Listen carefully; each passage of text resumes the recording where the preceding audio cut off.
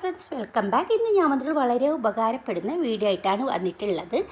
ആദ്യത്തെ ടിപ്പ് എന്ന് വെച്ചാൽ ഞാനിപ്പോൾ ഇത് കാണിക്കുന്നത് സൺഫ്ലവർ സീഡാണ്. അതായത് സൂര്യകാന്തി പൂവിൻ്റെ സീഡും അത് പിന്നെ പംകിൻ സീഡാണ്.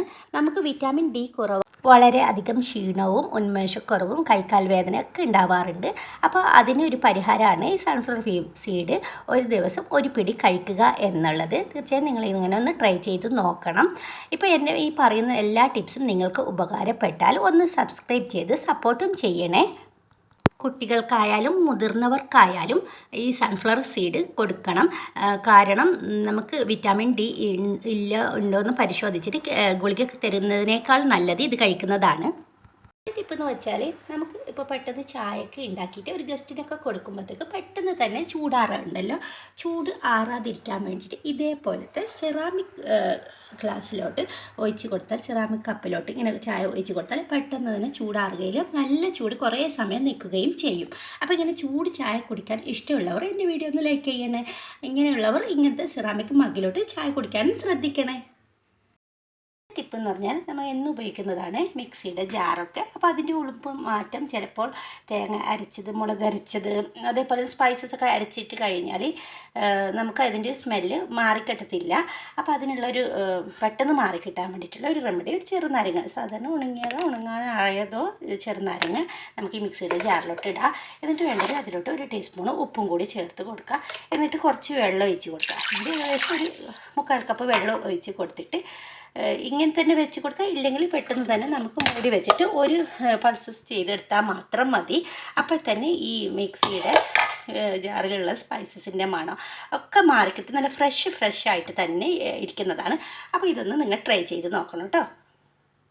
നമ്മൾ ചായ ഉണ്ടാക്കുമ്പോൾ ലാസ്റ്റ് സമയത്ത്, തീ ഓഫാക്കുന്ന സമയത്ത് നമുക്ക് ഒരു 1/4 ടീസ്പൂൺ ഇഞ്ചിപ്പൊടി, അഥവാ നിങ്ങളെ കയ്യിൽ പൊടി ഇല്ലെങ്കിൽ ഇഞ്ചി ചതച്ചതും കൂടി ഇട്ട് കൊടുത്താൽ ചായക്ക് നല്ലൊരു ഫ്ലേവറും കിട്ടും. അതേപോലെ തന്നെ കഫക്കെട്ട് കൊണ്ട് ബുദ്ധിമുട്ടുന്നവർക്കൊക്കെ തലവേദന, കഫക്കെട്ടൊക്കെ മാറുവാനും ഇത് സഹായിക്കുന്നതാണ്. നമ്മുടെ വീടുകളിൽ കോഫിയൊക്കെ വാങ്ങിച്ചാൽ പെട്ടെന്ന് തന്നെ കട്ട പിടിക്കാൻ സാധ്യതയുണ്ടല്ലോ. ഇതേപോലത്തെ അല്ലാതെ നല്ല ഫൈനായിട്ട് പൊടിച്ച കോഫി ആണെങ്കിൽ അതും കട്ട പിടിക്കും കൂടുതൽ. ആ കട്ട പിടിക്കാതിരിക്കാൻ വേണ്ടിയിട്ടുള്ള ഒരു ഐഡിയ ആണ്. ഫ്രിഡ്ജിൽ വെച്ച് കൊടുത്താൽ മതി. ഒട്ടും തന്നെ ഈ കോഫിക്ക് കട്ട പിടിക്കത്തില്ല. ഉപയോഗിക്കുന്നതിന് കുറച്ച് മുമ്പ് പുറത്തെടുത്ത് വെച്ചിട്ട് ഉപയോഗം കഴിഞ്ഞ് ഉടൻ തന്നെ ലിഡ് നല്ല മുറുക്കിയിട്ടിട്ട് ഫ്രിഡ്ജിൽ സൈഡ് ഡോറിന് വെച്ച് കൊടുത്താൽ മാത്രം മതി.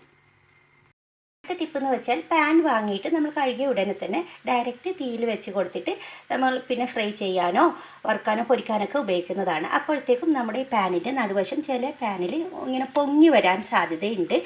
പിന്നീട് നമ്മൾ ഉപയോഗിക്കുമ്പോൾ ഈ സൈഡിലൊക്കെ മാത്രമായിട്ടാണ് ഓയിൽ നിൽക്കുക. ഇപ്പോൾ പൊങ്ങിയ സൈഡിൽ ഓയിലൊന്നും നിൽക്കാതെ വരുന്നത് കണ്ടിട്ടുണ്ടല്ലോ. മിക്കവാറും പാനുകളിൽ അങ്ങനെയാണ്.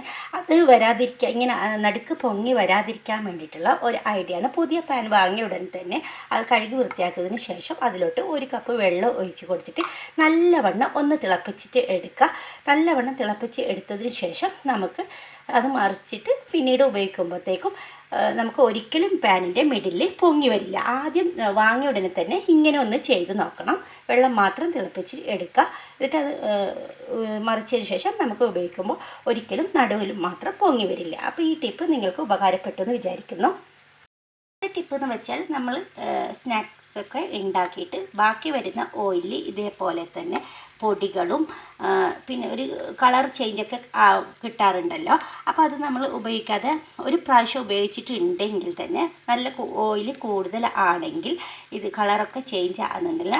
അത് ഒന്നും കൂടി നമുക്ക് ഉപയോഗിക്കണമെങ്കിൽ മാത്രം അതിനുള്ള ഒരു ടിപ്പ് പറഞ്ഞു തരാം. കോൺഫ്ലോർ ഉണ്ടാവുമല്ലോ, കോൺഫ്ലോർ 1-2 സ്പൂൺ കുറച്ച് ഒരു ബൗളിൽ കുറച്ച് വെള്ളം കൂട്ടിയിട്ട് നല്ല കട്ടിക്ക് തന്നെ കലക്കിയെടുക്കുക. എന്നിട്ട് ഈ ഓയിൽ അതേ ചീനച്ചട്ടിയിൽ വെച്ചിട്ട് ചൂടാക്കുമ്പോഴത്തേക്കും ഈ കോൺഫ്ലോർ കലക്കിയത് ഇതിലോട്ട് ഒഴിച്ച് കൊടുക്കുക. ഒഴിച്ച് കൊടുത്തിട്ട് 1 മിനിറ്റ് അങ്ങനെ തന്നെ തിളപ്പിച്ച് കൊടുത്താൽ അതിൽ നിന്നുള്ള ഇതേപോലത്തെ പൊടികളും ഓയിലിൻ്റെ കറുത്ത കളറൊക്കെ മാറിയിട്ട് നല്ല ഫ്രഷ് ഓയിലായിട്ട് തന്നെ കിട്ടുന്നതാണ്. നിങ്ങൾ തീർച്ചയായും ഒന്ന് ട്രൈ ചെയ്ത് നോക്കണം കേട്ടോ. നമ്മുടെ വീടുകളിലൊക്കെ ബിസ്ക്കറ്റ് കുഞ്ഞുങ്ങൾക്കൊക്കെ കൊടുത്താൽ ബാക്കി വരുമല്ലോ. അപ്പോൾ അത് പുറത്ത് വെച്ചാൽ ഏത് എയർടൈറ്റ് കണ്ടെയ്നർ ഇട്ട് വെച്ചാലും കുറച്ചൊരു സോഫ്റ്റായ പോലെ ആവുമല്ലോ. അതിനുള്ള ഒരു മാർഗ്ഗമാണ്.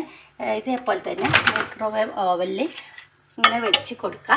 അതിന് ശേഷം ഒരു 10 സെക്കൻഡ് മാത്രം വെച്ച് കൊടുത്താൽ മതി. അപ്പം തന്നെ നല്ല ക്രിസ്പി ആയിട്ട് ഫ്രഷ് ആയിട്ടുള്ള ബിസ്ക്കറ്റ് നിങ്ങൾക്ക് കിട്ടുന്നതാണ്. അപ്പോൾ ഞാൻ കാണിച്ചു തരാം.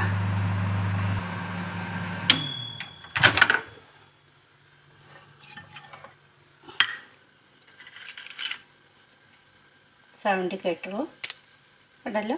അപ്പോൾ ബിസ്ക്കറ്റൊക്കെ ഇങ്ങനെ ചെയ്തെടുത്താൽ വീണ്ടും ഫ്രഷ് ആയിരിക്കുന്നതാണ്. വീഡിയോ ഉപകാരപ്പെട്ടെങ്കിൽ നിങ്ങൾ തീർച്ചയായും സബ്സ്ക്രൈബ് ചെയ്തിട്ട് ഒരു ലൈക്ക് ബട്ടൺ കൂടി തരണം. അടുത്ത ടിപ്പ്, നമ്മൾ അരിയൊക്കെ ഇങ്ങനെ ഡബ്ബേൻ്റെ അകത്തല്ല സൂക്ഷിച്ച് വെക്കാറുള്ളത്. അപ്പോൾ അതിൽ പ്രാണിയൊന്നും ചെറിയ കുഞ്ഞു കുഞ്ഞു പ്രാണിയൊക്കെ ഉണ്ടാകുന്നില്ല, അതൊക്കെ വരാതിരിക്കാൻ വേണ്ടിയിട്ടുള്ള ഒരു മാർഗ്ഗമാണ് ഇതേപോലത്തെ ഒരു വറ്റൽ മുളക് ഇതിനെ അകത്തായിട്ട് ഇങ്ങനെ ഒന്ന് മൂടി വെച്ച് കൊടുക്കുക. പിന്നെ ഇങ്ങനെ വെച്ച് കൊടുത്താൽ യാതൊരു പ്രാണിയുടെയോ ഒന്നിൻ്റെയും ശല്യമില്ലാതെ നമുക്ക് അരി എത്ര നാൾ കേടുകൂടാതെ അങ്ങനെ തന്നെ ഇരിക്കുകയും ചെയ്യും. അപ്പോൾ ഇങ്ങനെ നിങ്ങളൊന്ന് ട്രൈ ചെയ്ത് നോക്കണം. ഇതേപോലെ തന്നെ പരിപ്പിലായാലും നമുക്ക് കുറേ പൾസസ് കടല അതൊക്കെ ഉണ്ടാവില്ല, അതിലൊക്കെ ഇങ്ങനെ ഒന്ന് ഇട്ട് വെച്ച് കൊടുത്താൽ യാതൊരു കേടുകൂടാതെ അങ്ങനെ തന്നെ ഇരിക്കും. അപ്പോൾ ഈ ട്രിക്കൊന്ന് ട്രൈ ചെയ്ത് നോക്കണം കേട്ടോ. അടുത്ത ടിപ്പ് മുട്ട തന്നെയാണ്. മുട്ട പുഴുങ്ങാനിടുമ്പോൾ ചിലപ്പം പുഴുങ്ങിയതിന് ശേഷം നമുക്കതിൻ്റെ തോട് റിമൂവ് ചെയ്യാൻ വളരെയധികം ബുദ്ധിമുട്ടാറുണ്ട്. ചിലപ്പോൾ പൊട്ടിപ്പോകാറുണ്ട്, പിന്നെ മാന്തിപ്പറിച്ച പോലെയൊക്കെ ആവാറുണ്ട്. അതിൻ്റെ കാരണം ഒന്നാമത്, നിങ്ങൾ ഫ്രിഡ്ജിൽ വെച്ച മുട്ട ഒരിക്കലും പുഴുങ്ങാനിടരുത്. അഥവാ പുഴുങ്ങുന്നുണ്ടെങ്കിൽ തന്നെ ഫ്രിഡ്ജിൽ നിന്ന് 2 മണിക്കൂർ പുറത്തെടുത്തിട്ട് അതിന് തണുപ്പ് ഫുള്ള് മാറ്റിയതിന് ശേഷം മാത്രം ഒന്ന് പുഴുങ്ങാനിട്ട് നോക്കൂ. 5 മിനിറ്റ് മാത്രം മതി പുഴുങ്ങാനായിട്ട്. തിളച്ച വെള്ളമാണെങ്കിൽ 5 മിനിറ്റ്. അത് കഴിഞ്ഞിട്ട് നമുക്ക് ഉടനെ ആ വെള്ളം മറിച്ചിട്ട് നല്ല തണുത്ത വെള്ളം അതിലൊഴിക്കാൻ ശ്രദ്ധിക്കുക. ഇല്ലെങ്കിൽ മുട്ടയുടെ മഞ്ഞക്കുരു കറുത്ത് പോകാൻ സാധ്യതയുണ്ട്. അപ്പം മുട്ടക്കുരു കറുത്ത് പോകാതിരിക്കാനും മുട്ട നല്ല രീതിയിൽ പുഴുങ്ങാനുമായിട്ടുള്ള ടിപ്പാണ് ഞാൻ പറഞ്ഞു തന്നിട്ടുള്ളത്. ഫ്രിഡ്ജിൽ നിന്ന് പുറത്ത് വെച്ചിട്ടുള്ള മുട്ടയാണെങ്കിൽ തോട് പൊട്ടാതെ പെട്ടെന്ന് തന്നെ നമുക്ക് ഉഴിഞ്ഞെടുക്കാൻ പറ്റുന്നതാണ്. അതേപോലെ തന്നെ ശ്രദ്ധിക്കേണ്ടത്, മുട്ട പുഴുങ്ങിയതിന് ഉടനെ തന്നെ ആ വെള്ളം മറിച്ചിട്ട് നല്ല തണുത്ത വെള്ളത്തിൽ ഇട്ട് വെച്ച് കൊടുക്കുക. അപ്പോൾ മഞ്ഞക്കുരു യാതൊരു കേടുകൂടാതെയും കറുപ്പില്ലാതെയും അത് ഫ്രഷ് പോലെ തന്നെ ഇരിക്കുന്നതാണ്. അടുത്ത ടിപ്പ് എന്ന് വെച്ചാൽ, നമ്മുടെ മുട്ട ഫ്രഷ് ആണോ എന്ന് നോക്കാൻ വേണ്ടിയിട്ട് ഒരു ബൗളിലോട്ട് വെള്ളം എടുക്കുക. എന്നിട്ട് ഇങ്ങനെ ഒന്ന് ഇറക്കി വെച്ച് കൊടുക്കുക. അടിയിൽ താഴ്ന്ന് പോകുന്നുണ്ടെങ്കിൽ ഇത് നല്ല ഫ്രഷ് മുട്ടയാണെങ്കിൽ ആണെന്ന് നമുക്ക് കരുതാം. അതേപോലെ തന്നെ ഈ വെള്ളത്തിൽ പൊങ്ങി നിൽക്കുന്നതാണെങ്കിൽ മുട്ട ചീഞ്ഞു പോയത് കേടാണെന്ന് നമുക്ക് മനസ്സിലാക്കാൻ സാധിക്കും. അപ്പോൾ ഇങ്ങനെ ചെയ്താൽ നമുക്ക് സമയം ലാഭം, അതേപോലെ തന്നെ നമ്മൾ ഉണ്ടാക്കിയിട്ട് ഇപ്പോൾ കളയേണ്ട ആവശ്യമൊന്നും വരത്തില്ല. അപ്പോൾ ഇങ്ങനെ ഒന്ന് ട്രൈ ചെയ്ത് നോക്കണം. പറയാൻ പോകുന്നത് നിങ്ങൾക്ക് ചിലപ്പോൾ തമാശയായിട്ട് തോന്നിയേക്കാം.